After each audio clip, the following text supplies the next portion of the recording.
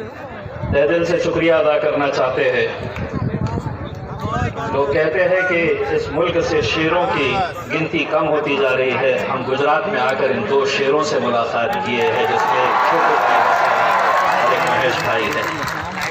मैं यहाँ पर ये कार्यक्रम जब शुरू हो रहा था, महेश भाई यहाँ पर पंडाल के अंदर खड़े हुए थे, भाषण शुरू होने वाला था और अजान की आवाज़ आई। मैं गुजरात की आवाम से एक बात कहने के लिए आया हूँ। मेरे मुल्क की, मेरे देश की संस्कृति ये है।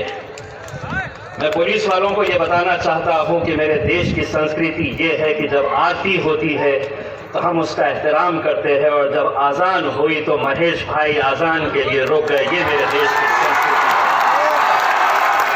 लेकिन इस संस्कृति को आज किस तरह से तोड़ा मरोड़ा जा रहा है, कुचला जा रहा है, खत्म किया जा रहा है, महज इसकी खातिर इस देश के अंदर जाति, धर्म और मजहब के नाम के अंदर लोगों को बांटो और अपनी सत्ता का मजा लो। एक बात अच्छी तरह से समझ लो, हिटलर का है शासनकाल, यहाँ झूठ की नदियां बहती है। लेकिन हम यहाँ पर झूठ बोलने के लिए नहीं आए हैं और न झूठ सुनने के लिए आए हैं। हम सच बोलेंगे। और आज पूरे हिंदुस्तान के अंदर सभी लोग ये जानते हैं, अच्छी तरह से समझते हैं कि अगर इस मुल्क के अंदर कोई एक शख्स सच को सच बोलने की ताकत रखता है और झूठ को झूठ बोलने की ताकत रखता है तो वो मेरा खायद बैरिस्टर असदुद्दीन अवैसी है। और सोचिए, अगर असदुद्दीन अवैसी साहब की ताकत एक तरफ और छोटू भाई महेश भाई की ताकत एक तरफ आ जाए तो गुजरात के सिर्फ 2 ही लोगों से नहीं, ऐसे 200 लोगों के ऊपर हम भारी पड़ सकते हैं। और जिस मकसद के लिए हम आए हैं, वो मकसद के अंदर हमें आपका साथ चाहिए, क्योंकि आज हमें फख्र होता है।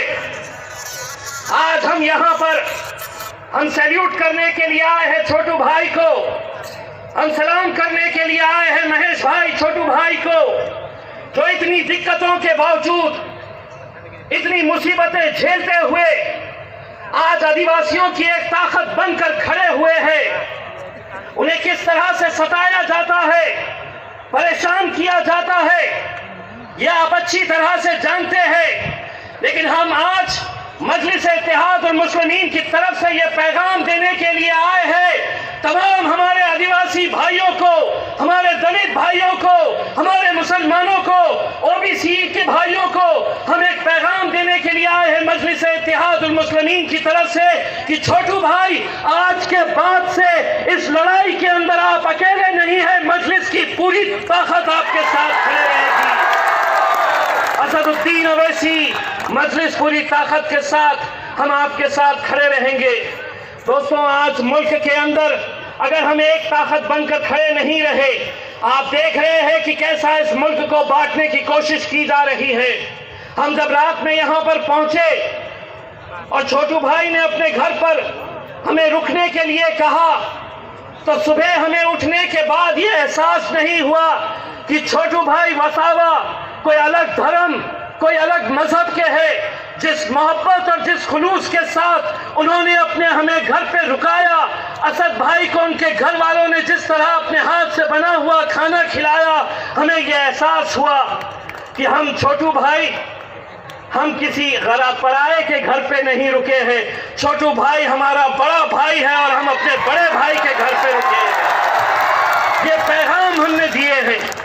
आज मेरे भाइयों, हम लोग यहाँ पर चुनावी मैदान में उतरे हैं। हमें मालूम है कि इस नई उभरती हुई ताकत को रोकने के लिए कैसी कैसी कोशिशें की जाएगी। किसी ने कहा कि हम देखते हैं कि मजलिस कैसे आती है गुजरात में, अब ये लोग देखेंगे तू कैसा घर जाएगा गुजरात में। बहुत देर कर दी हम यहाँ आते आते, लेकिन अब आए हैं तो खाली हाथ इंशाअल्लाह जाएंगे नहीं, आप लोगों की मोहब्बतें लेकर जाएंगे और यहाँ से आपके वोटों की झोली भर कर जाएंगे इंशाअल्लाह। आप लोग यही साथ दीजिए। मुझे मालूम है कि आप लोगों को सबको असदुद्दीन अवैसी साहब को, छोटू भाई को सुनना है। हम बार बार आते रहेंगे। अब आप लोगों से सिर्फ एक राजनीतिक रिश्ता नहीं बनाए है, गुजरात की तमाम आवाम के साथ हमने एक दिल का रिश्ता कायम किया है और इंशाअल्लाह वो दिल का रिश्ता कायम रहेगा। बहुत बहुत शुक्रिया।